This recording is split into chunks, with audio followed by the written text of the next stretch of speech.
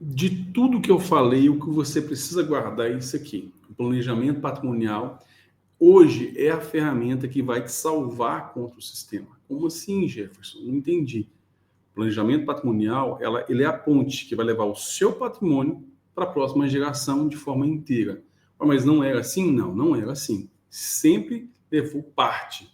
O sistema sempre tomou uma boa parte. E agora, mais do que nunca, você precisa entender que existem ferramentas hoje que vão te beneficiar muito. E eu quero trazer para você aqui até a diferenciação de uma dessas ferramentas aqui. Eu quero exemplificar para você o custo de um inventário. O que o inventário significa na sua família? Além de dor, além de problemas entre os seus filhos, entre confusões e tudo mais, existe uma diferença, um gasto financeiro muito alto. Eu quero colocar para você aqui qual que é a diferença de um planejamento patrimonial, nesse caso, no formato de uma holding, para um inventário. Então, olha só, isso aqui é fantástico quando você vê em números. Isso aqui é fantástico. Presta atenção nisso aqui. Se você pegar um planejamento, como eu coloquei aqui uma base de cálculo aqui de 2 milhões, um patrimônio de 2 milhões. Olha só, Jeff, um patrimônio que vale 2 milhões, para quem tem terra, isso aqui é insignificante, porque às vezes uma terra vale muito mais do que isso, tá? Então eu coloquei aqui um padrão médio. Jefferson, se for menos, coloca menos. Se for mais, coloca mais. Mas é para você ver a proporção das coisas, tá? Então, qual o valor de mercado? 200 mil. Se quisesse colocar aqui 3 milhões, por exemplo. 3 milhões. Eu colocava aqui, se quisesse colocar 1 milhão, eu colocava aqui. Não tem nada não, tá? Vou colocar só 2 milhões para poder ficar uma conta mais redonda para você ter a percepção. E qual que é o valor de declaração de imposto de renda? O que é isso? É o valor que você comprou, que você adquiriu esse bem. Por exemplo, tem pessoas que comprou um bem há 20 anos atrás, 15, 30 anos atrás, 40 anos atrás, esse valor está defasado. Aqui, a gente tem clientes aqui que a fazenda dele está lá na declaração de imposto de renda como 100 mil reais. E, na verdade, a fazenda dele vale quase 100 milhões de reais. De 100 mil para 100 milhões é uma diferença muito grande. Então, a gente vai colocar só uma diferença bem básica aqui, de 2 milhões para 200 mil, pegando um patrimônio que tem mais de 10 anos, 15 anos aí. Então, quando a gente fala de inventário, pessoal, pode ser qualquer pessoa, mas se você tem, a gente vai pegar uma média, tá bom? Então, olha só essa conta para você ver a diferença. Aqui, ó, dentro de um processo de inventário, meu fazer um inventário, cartório de notas, quanto que eu gasto no cartório de notas? Esse cartório de notas aqui, ó, o valor em média que eu gasto seria 0,5% em relação ao patrimônio, 10 mil reais em cartório de notas. Jefferson, o meu inventário da minha família foi muito maior, eu sei disso. Estou colocando o básico aqui, que vai que você tem uma amizade com um cartório e consiga fazer para você um pouco mais baixo, tirando do dele. Isso não acontece muito não, mas ele vai colocar todas as situações. Por junta comercial aqui, você não vai ter nada, ITBI não teve venda, ou seja, você vai pagar o ITCMD, daqui a pouco a gente vai ver, né? Certidões, você vai tirar algumas certidões. Vamos supor que seja um imóvel só, vamos colocar de certidões aqui R$1.000. Vou colocar baixo, R$1.000, vamos colocar R$1.000. Cartório de imóveis, você tem um bem, você fez o inventário, você precisa registrar esse bem. Colocando por base um único imóvel, a gente vai colocar também isso aqui, vou colocar um valor bem baixo aqui, um valor de 0,5% também, a gente sabe que é mais, um pouquinho, mas só para você ter uma ideia de quanto ficaria isso aqui.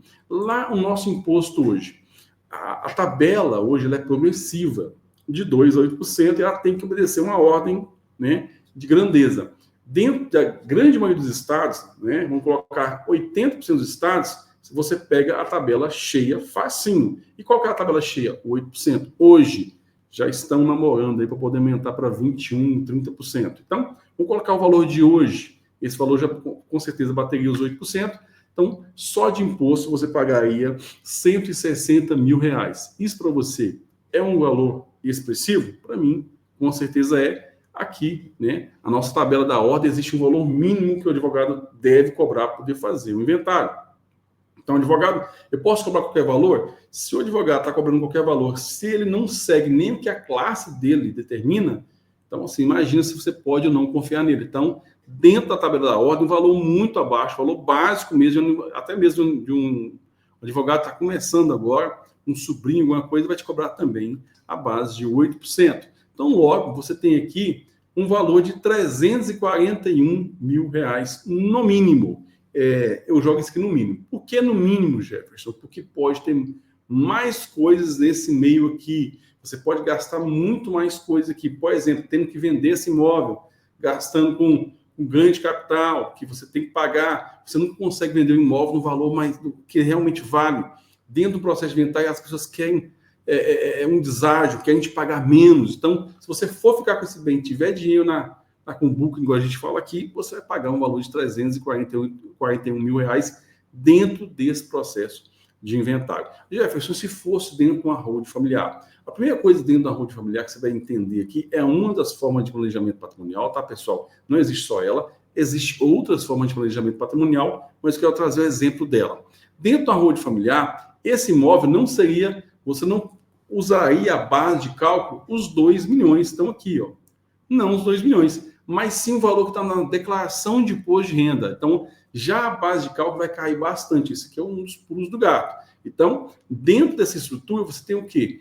Um valor de 200 mil. Não usaria o valor total. Imagina que sua fazenda hoje, ou sua casa, ou seus bens valem 10 milhões. E lá, no valor histórico, ou seja, de declaração de imposto de renda, está com 100 mil.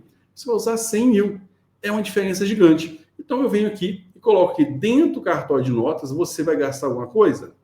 Dentro do cartório de notas? Não. Por quê? Dentro do cartório de notas, você não vai ter o processo de inventário mais. Então, você não vai ter esse gasto aqui dentro do cartório de notas. Mas dentro do cartório da junta comercial, você vai ter? Sim, vai ter alguns atos da junta comercial. Vamos colocar aqui uma holding mais básica, mais simples de todas, a basicona de todas. Vamos colocar aqui 3 atos.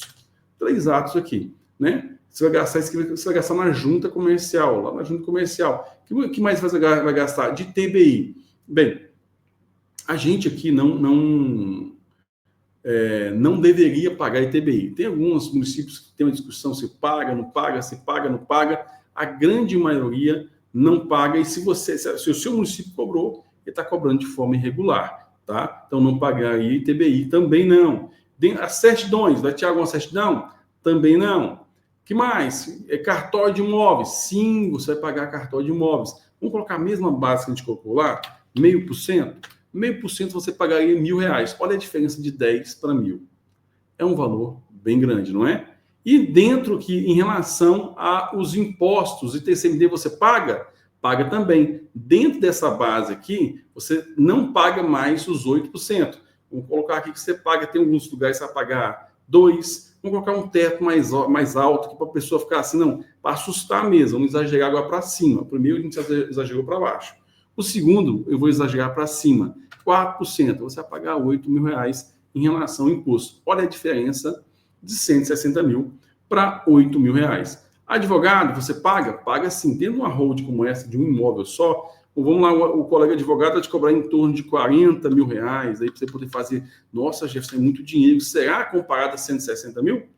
Eu acho que é um valor bem em conta mesmo. E contador assistente? Vai sim. Dentro de um processo de holding familiar, você institucionaliza o patrimônio. O que isso quer dizer? Que na hora de você fazer uma holding familiar, você torna o patrimônio não seu mais, mas um patrimônio familiar dentro de uma estrutura de instituição. Logo, você tem que pagar um contador assistente para poder fazer essa estruturação, esses lançamentos lá dentro. Vamos supor que esse contador vai cobrar de você aqui, ó, um valor aqui exagerado, mas R$5.000. Olha só, a gente teve aqui um total de 56.400 comparado a R$341 mil do inventário. Logo, você teve uma diferença de 284.600, ou seja, 83%.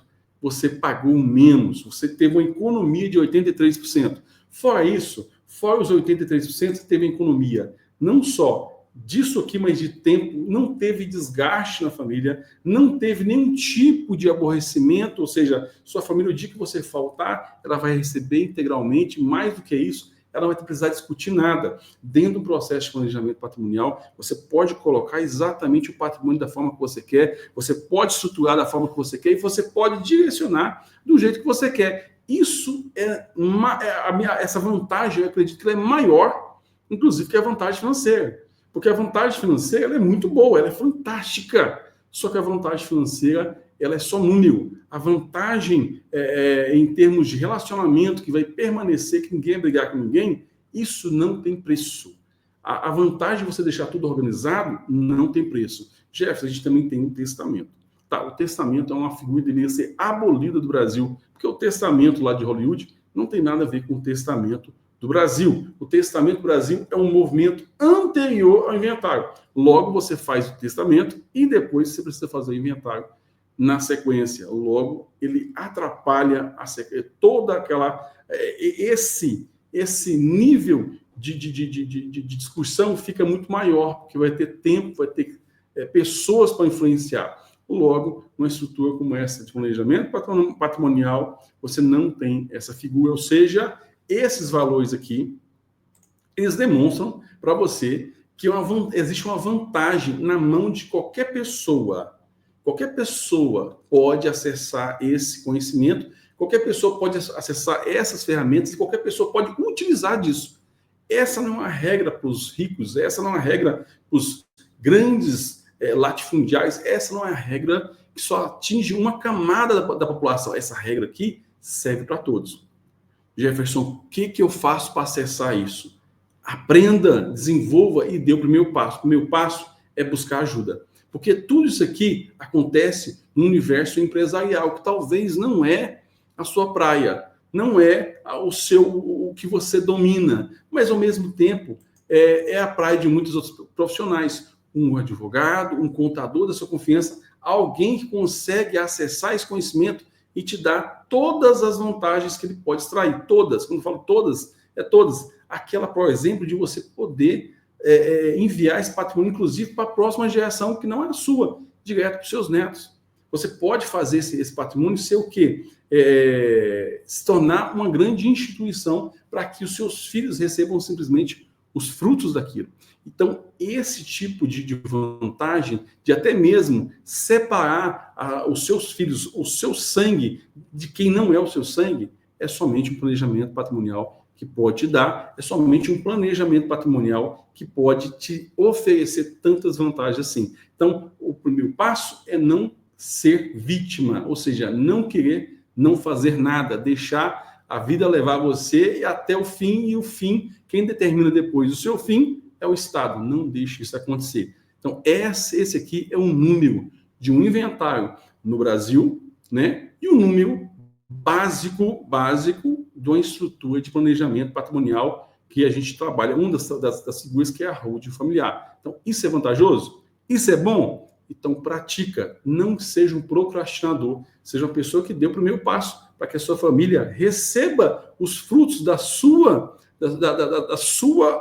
busca por amor. Porque eu acredito o seguinte: o planejamento patrimonial, sem dúvida, é um ato de amor para com seus filhos, para a sua família, com toda certeza.